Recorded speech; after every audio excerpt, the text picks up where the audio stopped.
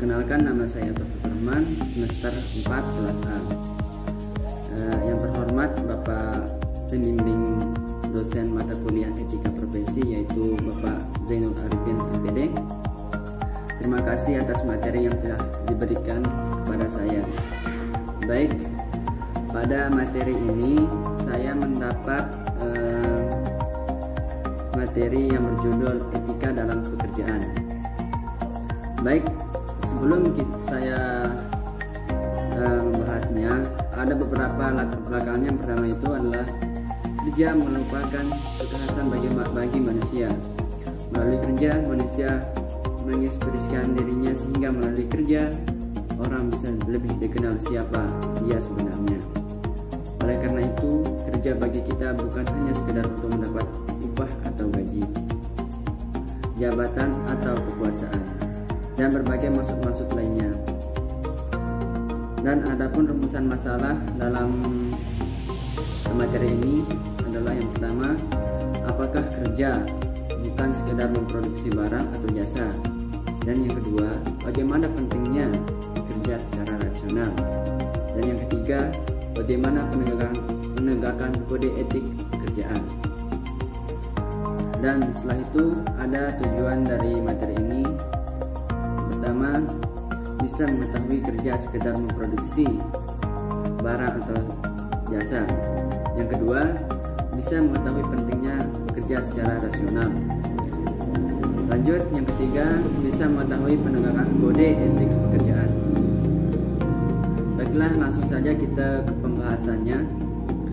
Untuk sebelum pembahasan yang paling pokok, apa sih etika profesi itu? Baik, jadi etika profesi itu adalah suatu ilmu mengenai hak dan kewajiban yang dilandasi dengan pendidikan keahlian tertentu. Dasar ini merupakan hal yang diperlukan dalam beretika profesi, sehingga tidak terjadi penyimpangan-penyimpangan yang menyebabkan ketidaksesuaian. Profesionalisme sangat penting dalam suatu pekerjaan. Bukan hanya loyalitas, tetapi etika profesilah yang sangat penting. Etika sangat penting dalam menyelesaikan suatu masalah, sehingga bila suatu profesi tanpa etika atau terjadi penyimpangan-penyimpangan yang mengakibatkan terjadinya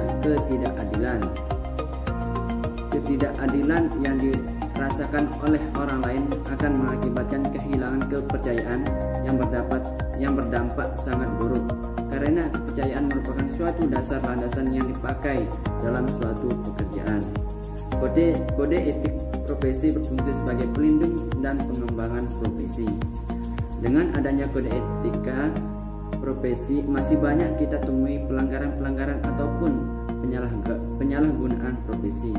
Apalagi jika kode etika profesi tidak ada, maka akan semakin banyak terjadi pelanggaran, akan semakin banyak terjadi penyalahgunaan profesi. Lanjut, kita lanjut ke materi pembahasan pokoknya. Yang pertama itu adalah kerja bukan sekedar memproduksi barang atau jasa. Lalu sebenarnya apakah sih pekerjaan itu? Baik, jadi pekerjaan itu adalah suatu yang dilakukan oleh manusia untuk tujuan tertentu yang dilakukan dengan cara yang baik dan benar. Manusia perlu bekerja untuk mempertahankan hidupnya. Dengan bekerja, seseorang akan mendapatkan uang. Uang yang diperoleh dari hasil bekerja tersebut digunakan untuk memenuhi kebutuhan hidup keluarga atau hidupnya sendiri.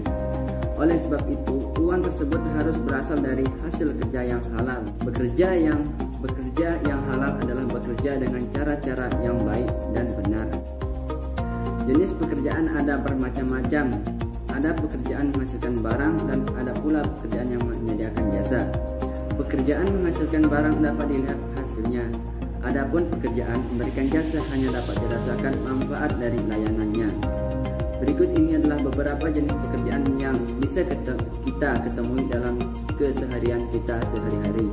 Contohnya itu seperti servis laptop, ataukah menjaga konter, ataukah menjaga percetakan, atau petani, atau sebagai guru, dan lain-lain sebagainya. Masih banyak ya. Dan pekerjaan dalam arti luas adalah aktivitas utama yang dilakukan oleh manusia. Dalam arti sempit, istilah pekerjaan digunakan untuk suatu tugas atau kerja yang menghasilkan uang bagi seseorang. Dalam pembicaraan sehari-hari, istilah ini sering dianggap sinonim dengan profesi. Antara pekerjaan dan profesi terdapat berkaitan yang erat. Profesi merupakan pekerjaan yang ditekuni oleh seseorang.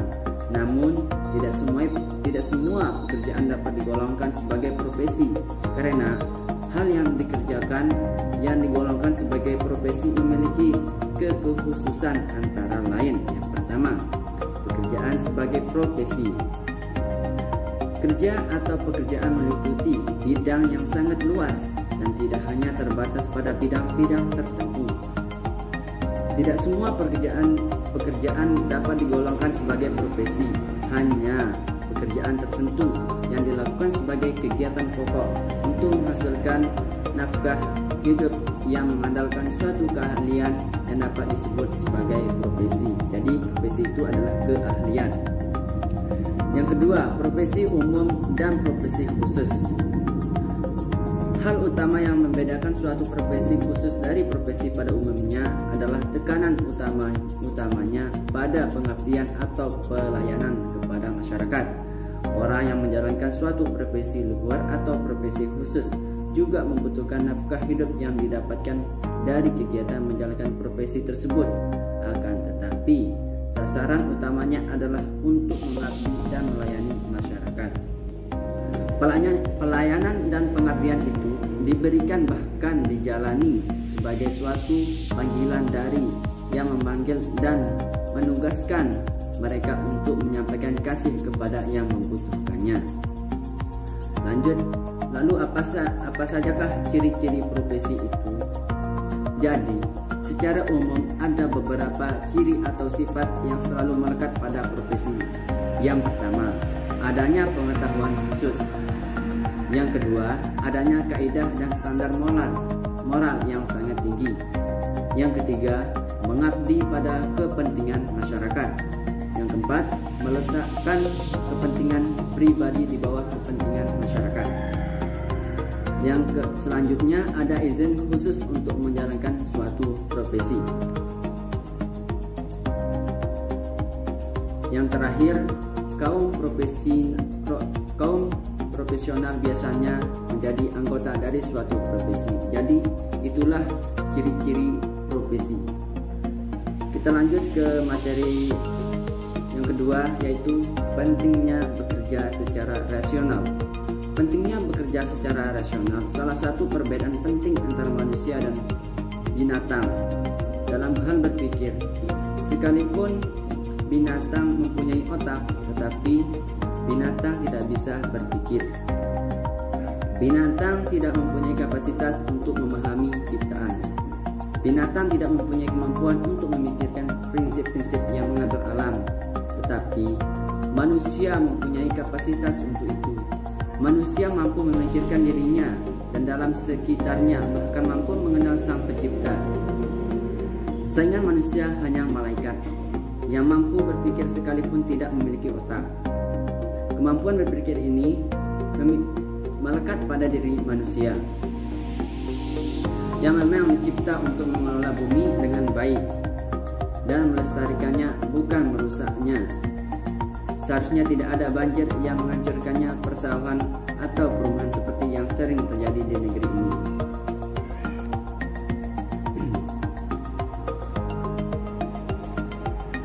Manusia memang dituntut untuk menggunakan akal sebaik mungkin untuk menemukan prinsip-prinsip yang mengatur alam semesta. Bukan hanya itu saja, manusia dituntut untuk mencari relasi atau prinsip yang satu dan yang lainnya, dan prinsip-prinsip yang mengikat bidang yang satu dengan bidang yang lain. Bahkan pada tahapan yang tertinggi, manusia dituntut untuk mencari prinsip yang menopang seluruh alam semesta. Manusia memang harus bekerja sesuai dengan prinsip-prinsip yang telah ditetapkan oleh Tuhan. Seluruh prinsip ataupun hukum yang ditetapkan oleh Tuhan harus ditaati, baik itu hukum yang terkandung dalam alam maupun diberikan oleh Tuhan Yang Maha Esa kepada manusia. Bekerja dengan menaati hukum-hukum yang telah ditetapkan, inilah salah satu makna dari bekerja secara rasional. Ya, jadi itulah apa maksud dari bekerja secara rasional. Hukum-hukum alam dihormati dan diikuti, prinsip-prinsip tidak diabaikan, apakah itu di bidang fisika, kimia, biologi, matematika, kedokteran, pendidikan, hukum, ekonomi, politik, dan bidang-bidang lainnya. Prinsip-prinsip dihargai dan dipatuhi terlebih dahulu hukum yang mengatur relasi antara manusia dengan Tuhan Yang Maha Esa. Hanya dengan sedemikian manusia mengusir malapetaka dari dirinya, orang lain, dan umat manusia. Kita lanjut untuk materi yang terakhir, yaitu penegakan kode etika dalam pekerjaan. Baik, sebelum kita ke penegakan kode etikanya, lalu sebenarnya apa sih kode etik itu? Baik, dalam pembahasan pertamanya ini kita bahas untuk pengertian kode etiknya terlebih dahulu ya. Jadi secara sederhana, kode etik dapat diartikan sebagai tingkah laku moral suatu kelompok dalam masyarakat yang dirumuskan secara tertulis dan diharapkan akan dipegang teguh oleh seluruh anggota suatu kelompok. Yang kedua, apa manfaat dari kode etik ini? Jadi, manfaat dari kode etik ini adalah sebagai penyeimbangan atas sisi negatif yang mungkin timbul dari suatu profesi, menjadi kompas penunjuk arah moral dan sekaligus penjaminan mutu moral profesi itu di mata masyarakat. Yang ketiga, atau materi yang selanjutnya, hubungan kode etik dengan etika. Dalam kaitan dengan etika, kode etik dipandang sebagai produk etika, terapan yang dihasilkan berkat penerapan pemikiran etis atau suatu wilayah tertentu, yaitu profesi. Baik, materi selanjutnya, agar kode etik dapat berfungsi dengan baik, terdapat beberapa hal yang harus diperhatikan agar kode etik dapat berfungsi dengan baik. Yang pertama itu, kode etik harus dibuat oleh kelompok profesi itu sendiri dan bukan di drop saja dari atas, dari instansi pemerintah atau instansi lainnya. Yang kedua, kode etik harus menjadi hasil self regulation dan profesi rumusnya harus muncul sebagai rangkaian nilai luhur. Selanjutnya, pelaksanaan kode etik harus tetap diawasi terus-menerus, perlu adanya semacam badan atau dewan penegak kode etik. Baik, untuk materi selanjutnya, bagaimana penegakan kode etik dalam pekerjaan. Jadi, peran kode etik dalam penegakan hukum berpijak kepada teori penegakan hukum Suekanto. Faktor-faktor penegakan hukum atau yang lebih dikenal dengan istilah law enforcement, yaitu yang pertama, penegakannya, faktor hukumnya sendiri, yaitu peraturan perundang-undangan yang berlaku di Indonesia. Yang kedua, faktor penegakan hukum, yakni pihak-pihak yang membentuk maupun menerapkan hukum. Tiga, faktor sarana atau fasilitas yang mendukung penegakan hukum. Selanjutnya, faktor masyarakat, yakni lingkungan di mana hukum tersebut berlaku atau diterapkan atau yang diterapkan. Yang terakhir, faktor kebudayaan, yakni sebagai hasil karya cipta dan rasa yang didasarkan pada karya manusia di dalam pergaulan hidup. Jadi untuk kesimpulan pada materi ini ada beberapa yang dapat saya simpulkan. Jadi kesimpulannya adalah kerja merupakan kekhasan manusia, di mana kerja manusia dapat mengekspresikan dirinya agar lebih dikenal orang lain. Dunia kerja atau profesi merupakan sarana bagi perwujudan dan sekaligus pelatihan diri untuk menjadi lebih baik.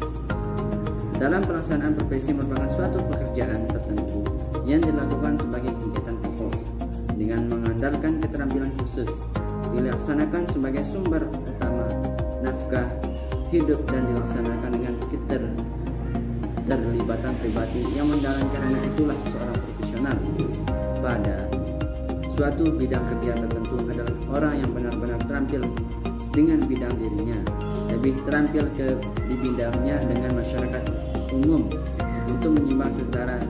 Sebagai penunjuk arah bagi para profesional itu diperlukan adanya suatu kode etik